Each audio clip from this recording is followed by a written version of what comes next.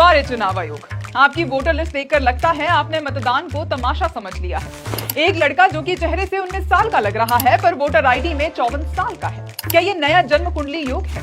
मकान नंबर 110 में तेजस्वी यादव भी हैं, मंटू राम भी हैं और शायद कल मोदी जी भी यहीं दिख जाए। चुनाव आयोग ने ईपीआईसी नंबर बदल दिया, चेहरा बदल दिया, लेकिन घर वही रखा। वाह, मोहम्मद सनुल्लाह नाम पुरुष का लिख दिया महिला, पति बन गया अरविंद कुमार। बधाई हो, आपने वोटर आईडी के जरिए विवाह और लिंग परिवर्तन दोनों एक साथ कर दिया। ये है इनका विशेष गहन पुनरीक्षण। और सुनिए, एक ही घर में मिश्रा, आलम, सिद्दीकी, त्रिपाठी, गौतम, कुल 14 लोग। ये वोटर लिस्ट है या बिग बॉस का घर? अब और सुनिए, पति का नाम हस्बैंड, पिता का नाम फादर और माँ इलेक्शन कमीशन ऑफ इंडिया।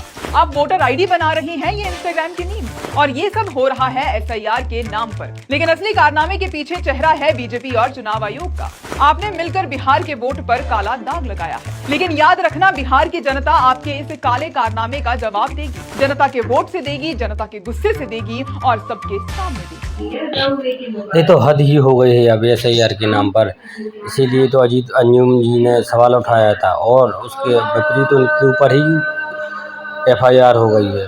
ये चल रहा है इस देश में। इसलिए कहते हैं कि किसी पार्टी को इतनी ज़्यादा सीटें मत दो कि वो तानाशाही करने लगे।